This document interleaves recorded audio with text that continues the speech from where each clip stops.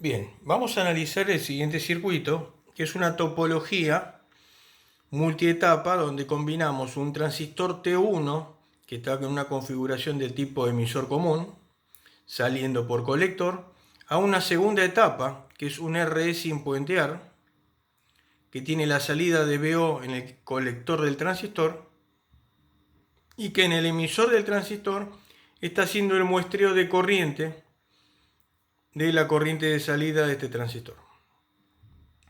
Es decir, que en primera instancia sabemos que estamos hablando de un muestreo de corriente y de una inyección de corriente de la entrada, es decir, que sería una topología corriente paralelo. De la misma manera que en el circuito anterior, tenemos que confirmar las fases, es decir, verificar que realmente se trata de una realimentación negativa. Para ello, analizando el semiciclo positivo de la señal de entrada, analizamos que en el colector del primer transistor T1 tengo un semiciclo negativo, tengo un semiciclo positivo en la tensión VO de salida y tengo aquí un semiciclo negativo porque se comporta como seguidor para el caso de la salida por emisor. Tengo un semiciclo negativo en la señal en el emisor del T2, con lo que se estaría confirmando la corriente IF que estamos representando aquí, del semiciclo positivo de la entrada al semiciclo negativo aquí. Es decir, tenemos realimentación negativa y es una topología corriente paralelo.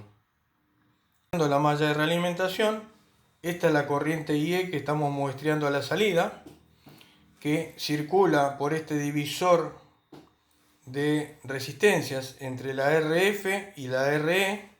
Lo que se hace es asumir que BF es suficientemente pequeña como para plantear el divisor de corrientes entre estos dos resistores. Por lo tanto, por definición, beta es IF sobre IE2 para BF0, con lo que nos quedaría igual beta a RE sobre RF más RE, que da 0,04. Para reflejar las impedancias tanto a la entrada como a la salida, hacemos lo siguiente. RI, es decir, la impedancia que vamos a ver reflejada en la entrada, lo hacemos abriendo el circuito de la corriente IE2, ¿sí?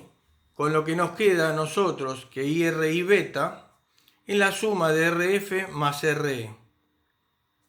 De la misma manera, para reflejar en la malla de salida la impedancia de la malla de realimentación, ponemos BF igual a 0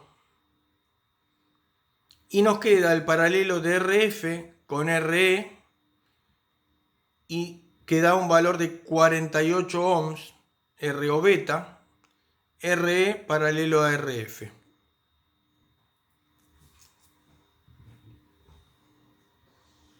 Con estos datos podemos analizar este circuito, donde vamos a plantear la ganancia AIS como IC2 AI de Norton.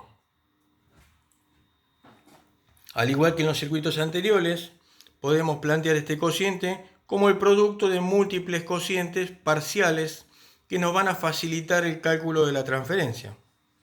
Por ejemplo, IC2 a IB2, IB2 a IC1, IC1 a IB1 e IB1 a IN. Tenemos 4 cocientes de fácil desarrollo para el cálculo de la transferencia AIS total. Los cocientes son bastante sencillos, ya que IC2 a IB2 es igual a HFE del 2, en nuestro caso 50. IB2 a IC1 es un divisor de corrientes, ¿sí? Ya que IC1 es la corriente total, si lo vemos acá en el circuito, IC1 es la corriente total, esta que está acá, Y lo que tenemos como IB2 es un divisor de corrientes donde tenemos la resistencia de entrada de la segunda etapa esta y la resistencia de RC1. Si nos fijamos acá, es lo que está planteado. RC1 sobre RC1 más la RI del transistor 2. La RI del transistor 2, por tratarse de un circuito RE sin puentear, era HIE2 más RO beta. La RO beta la calculamos hoy como RE en paralelo con RF, ¿recuerdan? Multiplicado por 1 más HF2. Esto es una impedancia relativamente alta. Si bien este valor es muy chiquito, recuerden que eran 48 ohms. De esta manera obtenemos IB2 a IC1 0,458.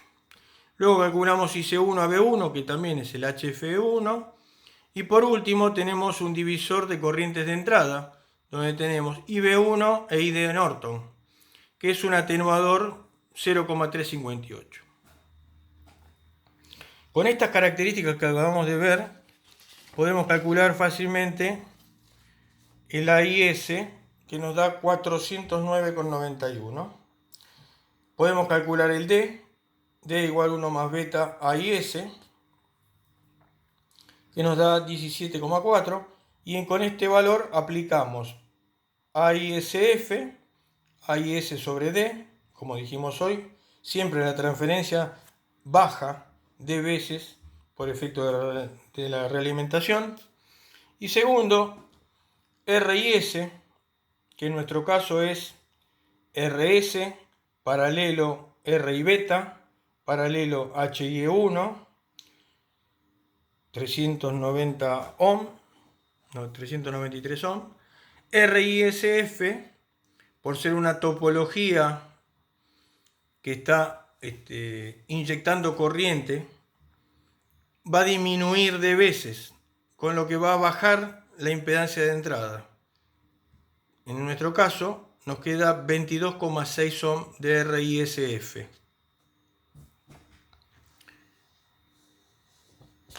En el caso que nos pidieran la RIF, como la RS es una resistencia física, podemos hacer el desdoblado del paralelo y obtenemos que RIF son 23 ohms. En cuanto a la resistencia de salida, por ser un muestreo de corriente en la salida, aumenta de veces. Si nos fijamos, la resistencia de salida de la segunda etapa es la resistencia de salida del transistor 2, que es un RE sin puentear. Es RO2 por 1 más HF2 por RO beta sobre RO beta más HIE2 más la RB2 tierra. Si miramos la RB2 tierra, nos queda el paralelo de RC1 y la RO1. Recuerden que el primer transistor era un emisor común, quiere decir que esto es 1 sobre eta GM. Teniendo la RO total, podemos fácilmente calcular la ROF como RO por D. Sube D veces la impedancia de salida por estar muestreando corriente en la salida. Y la ROSF será ROF paralelo la RC2. Con lo que el efecto de aumento de la impedancia de salida se refleja en el incremento de la resistencia de salida realimentada del amplificador, no del sistema, ya que para hablar de resistencia de salida del sistema aparece el efecto de la RC2, que es una resistencia física del circuito.